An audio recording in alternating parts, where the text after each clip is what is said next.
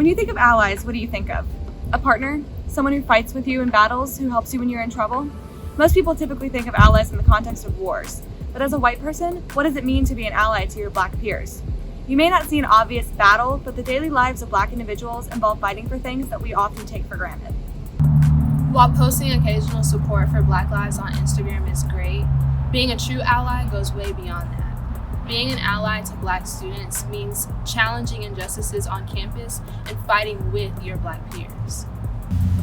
Being an ally does not mean you don't see color. It means you do. You see and appreciate your differences. Walking around Clemson's campus, it's easy to see that Clemson is a PWI, a predominantly white institution. According to Clemson's 2019 fact sheet, about 76% of Clemson students are white, while only 6% are Black. That's about 20,000 white students to only 1,500 Black. Some think of Clemson as a melting pot, where people of different identities come together and blend as one. But this erases the identities and struggles of Black students. Instead, think of Clemson as a mosaic, where many pieces of different colors come together, each one evident, each one individual, and each working together beautifully. But Clemson's mosaic is almost entirely one color. Clemson's mosaic is almost entirely white.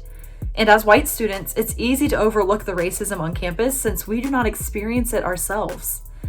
It's easy as white students to rely on our privilege and ignore the harm being done to Black peers. If you are white, you have white privilege. Having white privilege doesn't mean your life hasn't been hard. It means the color of your skin is not making it harder. As an ally, it's your responsibility to recognize your privilege and to use it in a productive way. White privilege means that your ideas and your opinions are more likely to be respected and heard. Therefore, you should use that to support and uplift the voices of Black students and other students of color on campus. Well, I'm not racist. I'm not part of the problem.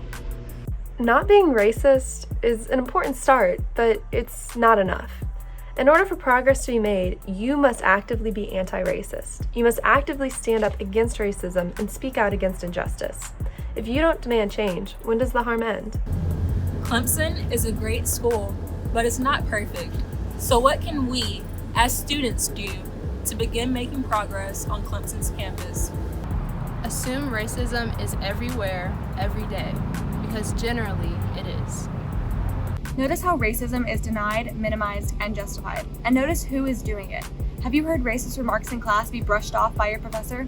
Have you seen someone disregard the success of a Black student and chalk it up to affirmative action? How could you have responded?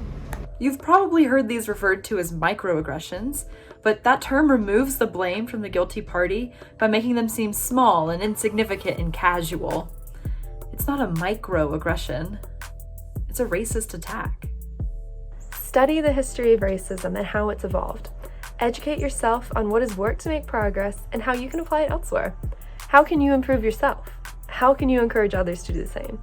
Don't expect Black people to do the work for you. It's not their job to teach you. You must educate yourself and do the hard work on your own. Be gentle with yourself and with others. It can take time, and it can be hard to hold yourself accountable for past mistakes. Allyship is lifelong. Keep the momentum. Start conversations. Acknowledge your own shortcomings. It may get uncomfortable, but that doesn't mean you should ever stop. You can love Clemson and still be aware of its shortcomings. You can love Clemson and still seek for it to grow.